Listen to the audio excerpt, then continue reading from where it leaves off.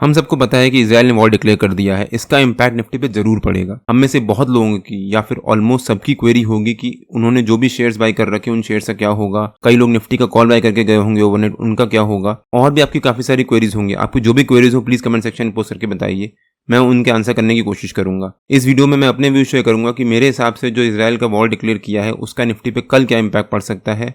उसके बाद देखेंगे कि निफ्टी की कल की मूवमेंट कैसी रह सकती है और फाइनली निफ्टी के कल के लेवल्स क्या रह सकते हैं। वीडियो काफी इंपॉर्टेंट होने वाला है, उसको एंड तक जरूर देखिएगा। Hello friends, welcome to trade to spend. Nifty के डेली एनालिसिस के एक और वीडियो में आपका स्वागत है। होप आपने हमारा फ्राइडे का वीडियो देखा होगा जिसमें हमने अपने लेवल शेयर किए थे। हमने कहा था कि निफ्टी अगर एक गैप अप ओपनिंग देता है तो हमें वहां पर वेट करना है, वहां पर जंप नहीं करना है।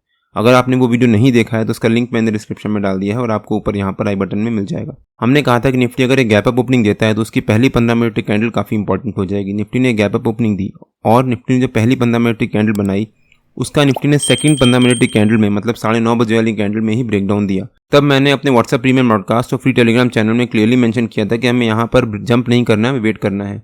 क्यों? क्योंकि निफ्टी हमारा नो ट्रेडिंग जोन का जो ऊपर का लेवल था उस लेवल के पास जाकर ट्रेड कर रहा था। प्लस उस समय रिलायंस भी थोड़ी सी स्ट्रेंथ शो कर रहा था और भी निफ्टी के जो हैवी वेट्स हैं वो सब थोड़ी सी स्ट्रेंथ शो कर रहे थे और मुझे एक्सपेक्टेड था कि उन सब में एक बाउंस आएगा और ऑलमोस्ट वैसा ही हुआ। निफ्टी ने उसके बाद यहाँ से एक रिवर्सल दिखाया और ऊपर की तरफ अच्छी मूव दिखाई। अगर आपने निफ्टी ने जब गैप अप ओपनिंग दी थी तो आपने जंप करके बाई कर लिया होता कॉल को या फिर पुट को सेल किया होता तो आपका स्टॉप लॉस हिट हुआ था, बिकॉज निफ्टी ने उसके बाद पहली 15 मिनट की कैंडल के बाद एक फॉल दिखाया। फिर आपने इस फॉल को देख के कि हाँ निफ्टी ने बाउंस दिखा दिया है, हो सकता है निफ्टी ने यहाँ फॉल दिखाएगा, अब कंटिन्यू करेगा। आपने पुट बाई किया होता या फिर कॉल सेल किया होता। फिर निफ्टी ने उसके बाद एक जंप दिखाया आपको दोनों तरफ से, फिर स्टॉप लॉस हिट हुआ होता और तब तक आपका कॉन्फिडेंस लूज हो चुका होता और आप वहां से मार्केट से एग्जिट कर चुके होते या फिर आप पैनिक बाइंग या पैनिक सेलिंग में आ चुके होते जिस वजह से आपको लॉस ही हुआ होता। और ये ऑलमोस्ट सबके साथ होता है अगर आप वेट करके या फिर ध्यान से अपने लेवल्स के अकॉर्डिंगली ट्रेड नहीं करते तो। उसके बाद निफ्टी ने जो हमारी पहली 15 मिनट की कैंडल थी उसका ब्रेकआउट दिया, तब भी मैंने यहाँ पर वेट किया बिकॉज निफ्टी ने वो नीचे से लेकर ऊपर तक पूरा एक ही कैंडल में ब्रेकआउट दिया था, जिस वजह से मैंने यहाँ पर वेट किया। और उसके बाद निफ्टी ने फिर से एक रेंज बनाना शुरू कर दिया। रेंज बनाने के बाद निफ्टी ने वहां से उस रेंज का ब्रेकडाउन दिया, वो भी काफी शार्प ब्रेकडाउन दिया। तब मैंने फिर से वेट किया और उसके बाद धीरे धीरे करके निफ्टी ने हमारे ऊपर के तीनों टारगेट्स अचीव करे। हमारे ऊपर का थर्ड टारगेट था 19682 के आसपास और निफ्टी ने हमारा 19675 तक एक जंप दिखाया और वहां से निफ्टी ने एक रेजिस्टेंस ली छोटा सा थर्ड टारगेट के पास से और फिर से निफ्टी ने 19653 के आसपास जाकर क्लोजिंग दी है। निफ्टी ने फ्राइडे को एक अच्छी क्लोजिंग दी थी और मुझे एक्सपेक्टेड था कि निफ्टी मंडे को एक अच्छा बाउंस दिखाएगा, बट इजराइल ने जो वॉर डिक्लेयर किया है उसका इम्पैक्ट निफ्टी पे जरूर पड़ेगा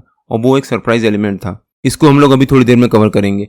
निफ्टी ने हमारे नो ट्रेडिंग जोन के यहाँ पर ऊपर क्लोजिंग दी थी। निफ्टी और बैंक निफ्टी के नो ट्रेडिंग जोन्स में डेली बेसिस पे अपने यूट्यूब चैनल में अपलोड करता हूँ। अगर आपने मेरा यूट्यूब चैनल सब्सक्राइब नहीं किया है तो प्लीज सब्सक्राइब कर लीजिएगा और बेल आइकन जरूर हिट कर लीजिएगा सो दैट आपसे ये वीडियो मिस ना हो। नो ट्रेडिंग जोन मेरे लिए काफी इंपॉर्टेंट लेवल्स होते हैं बिकॉज मैं उस जोन के बीच में नॉर्मली ट्रेड नहीं लेता या फिर उसके आसपास अगर निफ्टी घूम रहा होता है, जब तक मुझे कोई कन्फर्मेशन ना हो तब तक मैं कोई ट्रेड नहीं लेता, या फिर उसके बीच में भी कोई अगर रेंज ना बने निफ्टी की और उसके बाद उसका ब्रेकआउट या ब्रेकडाउन ना हो तब तक मैं कोई ट्रेड नहीं लेता। जैसे यहाँ पर भी निफ्टी हमारे नो ट्रेडिंग जोन के ऊपर के लेवल के पास ट्रेड कर रहा था। मैं चाहता तो यहाँ पर कॉल बाय कर लेता just as a risk, but वो एक रिस्क होता इसलिए मैंने यहाँ पर कुछ बाय नहीं किया। और अगर मैं यहाँ पर इसको देख के कि निफ्टी ने पहली 15 मिनट की कैंडल का ब्रेकडाउन दिया है उसको देख के अगर मैं पुट बाय करता तब भी मेरे को लॉस ही होता बिकॉज हो सकता है निफ्टी हमारा नो ट्रेडिंग जोन के जो ऊपर का लेवल था वहां से सपोर्ट लेकर बाउंस कर जाता। अब मेन टॉपिक पे आते हैं। हम सबको पता है कि इजराइल ने वॉर डिक्लेयर कर दिया है, इसका इम्पैक्ट निफ्टी पे जरूर पड़ेगा। हो सकता है इस वॉर डिक्लेयर की वजह से निफ्टी में कल एक ह्यूज गैप डाउन ओपनिंग हो सकता है निफ्टी 100-125 पॉइंट्स नीचे खुले, लेकिन हमें वहां पर जंप नहीं करना है, वहां पर वेट करना है। ओवरऑल इंडियन मार्केट अभी मेरे को स्ट्रांग लग रही है। हो सकता है निफ्टी में ये 1-2 दिन की फॉल हो, जिसके बारे में मैंने वीकली एनालिसिस का वीडियो बनाकर ऑलरेडी यूट्यूब में अपलोड कर दिया है। अगर आपने वो वीडियो नहीं देखा है तो उसका लिंक मैंने डिस्क्रिप्शन में डाल दिया है और आपको ऊपर यहाँ पर आई बटन में मिल जाएगा। उसमें मैंने क्लियरली मेंशन किया है कि निफ्टी की इस हफ्ते की मूवमेंट मेरे हिसाब से कैसी रह सकती है और निफ्टी के सपोर्ट और रेजिस्टेंस क्या है। मेरे ख्याल से निफ्टी में उसी तरह से मूवमेंट रह सकती है जैसा मैंने उसमें एक्सप्लेन किया है, तो एक बार आप वो वीडियो जाकर जरूर देखिएगा। रही बात आपके शेयर्स की, अगर आपने जो भी शेयर्स बाय कर रखे हैं अगर वो आपने फंडामेंटल्स देख के स्ट्रॉन्ग शेयर्स बाय कर रखे हैं तो आपको चिंता करने की जरूरत नहीं है, बिकॉज हो सकता है कल परसों 2 दिन वो नेगेटिव में रहें और उसके बाद वापस धीरे धीरे वो रिकवरी दिखाना शुरू कर दे। मैं रिकमेंड करूंगा कि आप पैनिक में आकर शेयर सेल मत करिएगा। हो सकता है उससे आपको लॉस ही हो, बाद में आपको रिग्रेट हो बिकॉज वो शेयर्स बाउंस दिखाएंगे जब रशिया ने यूक्रेन पर अटैक किया था तब भी यही नौबत आई थी। जितने भी शेयर्स थे सबके शेयर्स फॉल हुए थे। मेरे से काफ़ी सारे लोगों ने क्वेरीज पूछी थी कि क्या करें क्या करें क्या करें। मैंने सबसे कहा था कि होल्ड करिए, जो भी ये फॉल है हो सकता है ये फॉल में वापस रिकवरी आएगी। और उसके बाद निफ्टी ने बहुत अच्छी रिकवरी दिखाई थी और सारे शेयर्स ने एक अच्छा प्रॉफिट दिया था। मैं अभी भी रिकमेंड करूंगा, अगर आप कोई भी फंडामेंटली स्ट्रॉन्ग शेयर्स होल्ड कर रहे हो तो उसको होल्ड रखिएगा, पैनिक में आकर उसको सेल मत करिएगा। ये सिर्फ मेरा एक रिकमेंडेशन है। अब देखते हैं कि निफ्टी की कल की मूवमेंट कैसी रह सकती है। जो इजराइल ने वॉर डिक्लेयर किया उसका निफ्टी पे नेगेटिव इंपैक्ट पड़ेगा, तो हो सकता है निफ्टी में कल एक पैनिक की वजह से एक गैप डाउन ओपनिंग हो सकता है निफ्टी अराउंड 19560 या 19550 के आसपास एक ओपनिंग दे गैप डाउन, और उसके बाद वहां पर उसको कंटिन्यू करे करीब 10 बजे तक 19479 के पास आकर एक रेंज बनाना शुरू कर दे। और उस रेंज के बाद बनाने के बाद निफ्टी वहां से एक सेकंड हाफ में करीब 2 बजे के आसपास एक बाउंस लेना भी शुरू कर दे, और उसके बाद करीब 19540 या 19550 के आसपास आकर निफ्टी क्लोजिंग दे। आपकी कोई भी क्वेरीज हो आप प्लीज मेरे को कमेंट सेक्शन में पोस्ट करके बताइए, मैं उसका आंसर देने की कोशिश करूंगा। अब देखते हैं कि निफ्टी के कल के लेवल्स क्या रह सकते हैं। मेरे ख्याल से 19702 निफ्टी का कल का रेजिस्टेंस रह सकता है, और हमारा जो फ्राइडे का नो ट्रेडिंग जोन का ऊपर का लेवल था 19580 वो निफ्टी का कल का सपोर्ट रह सकता है। हो सकता है निफ्टी 19702 एज अ रेजिस्टेंस और 19580 एज अ सपोर्ट इसी रेंज के बीच में ट्रेड करे। और मान लीजिए निफ्टी कल अगर एक गैप डाउन ओपनिंग देता है, नॉर्मली मैं फ्लैट ओपनिंग से स्टार्ट करता हूँ, बट मेरे ख्याल से कल निफ्टी में गैप डाउन ओपनिंग हो सकती है, और हो सकता है निफ्टी 19580 के नीचे ही ओपनिंग दे और 19560 के आसपास कहीं जाकर ओपनिंग दे।